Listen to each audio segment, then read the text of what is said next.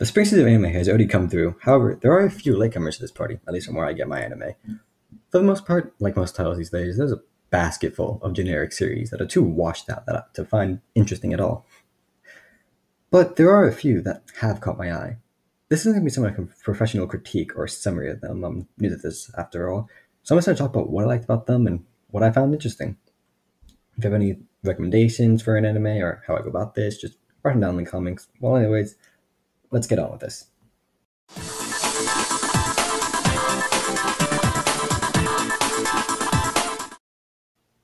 I don't know why, but for some reason, it seems like there's a lot of different unique art styles that's been popping up this season, and I have no idea why. One case being listeners, which to be honest, I don't really like, but other people might. Well, anyways, whether this is a good or bad thing is yet to be told, and it's based on everybody's preferences, but a lot of them do make the episodes look kind of weird. So for that, I'm gonna say I pass on it. Wave listened to me. To be honest, I just found the show hilarious. For the first half of the show, I didn't understand what the hell was going on, but the art style and how fast paced just kept me captivated. And once it got to like halfway and it finally got to the scene where they're at the bar, I was finally able to get my bearings and like understand what the heck was going on. And to be honest, I really liked it. From what I've seen, it's basically just a girl who becomes a radio talk show host for some weird guy, but you won't even understand the context of this until you actually watch it. And I definitely will recommend to this. People who are looking for like some kind of comedic but also unique show to watch. One show that I heard a lot of hype from that just came out has got to be Tower of God. And for what I believe, it's well deserved. Its graphics and details are enough to make it interesting, but it's also plain enough for you to follow what's taking place. While it does have some overused aspects, like a teenager being overpowered at the beginning, it does so at a minimum. The other characters enter the scene are also quite well designed, but my favorite being the cute penguin looking guy, which, with the staff, don't diss me for saying that. And so far, it does seem like it will get better. One show that I was sure of that I was actually blown away by when it came out has got to be Mind Mech's life as a villainess.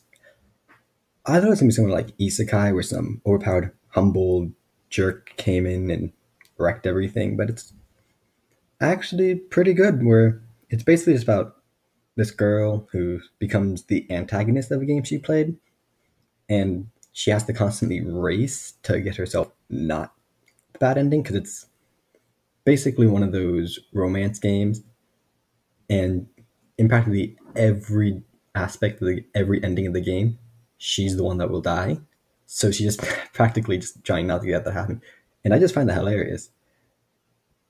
The amount of simple jokes makes it just amazing, and I just love the way the studio tackled this genre. It might not be a Konosuba, but it's definitely better than the ones that have been coming out recently. I don't know why, but this season just seems to be filled with an abundance of slice of life anime.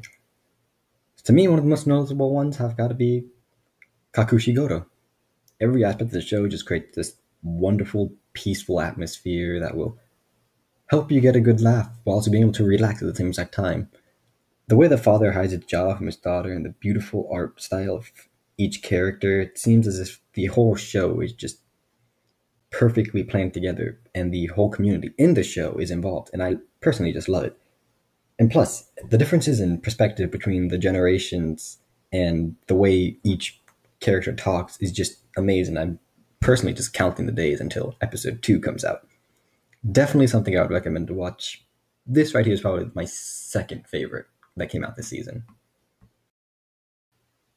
Out of all the series that I've seen pop out of the room this virus-infected season, the one I'm most interested in seeing has got to be Seeing Yesterday to me. By the time I'm making this, only one episode has come out, and there isn't really much that goes off of it.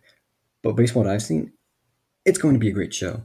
The plot itself is not the most die-for one that you could find out there, but the way it's executed is just flawless. The art styles flow, and it flows exactly with how you expect it to go, and somehow the calm but energetic mood of the anime has just hooked me into it. It is truly something I'll continue to watch, and one that I have high hopes for, actually.